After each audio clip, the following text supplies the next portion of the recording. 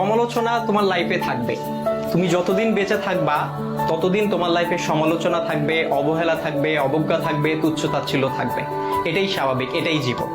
তবে এই যে সমালোচনা, এই যে তুচ্ছ-তাচ্ছিল্যতা, এই যে অবজ্ঞা, এই যে অবহেলা, এই বিষয়গুলোকে খারাপ লাগার দিক হিসেবে নিলে হবে না। এগুলোকে তোমার অনুপ্রেরণা হিসেবে নিতে হবে। কারণ তুমি যখন এগুলোকে অনুপ্রেরণা হিসেবে নিবা, তখন এটা তোমার মধ্যে একটা জেদ তৈরি করবে। আর যেই জেদটা তোমাকে কঠোর পরিশ্রম করতে কি করবে ভাইয়া? অনুপ্রাণিত করবে।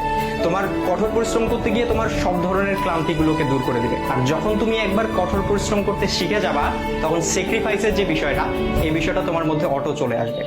সুতরাং এই যে, আর সবকিছুর সাথে যদি বলো যে এই যে সমালোচনা, এই সমালোচনার পাশাপাশি জেদ, কঠোর পরিশ্রম, স্যাক্রিফাইস, আর এগুলোর সাথে যখন মেধার সংমিশ্রণ ঘটবে, তখনই তোমার স্বপ্নগুলো পূরণ হবে।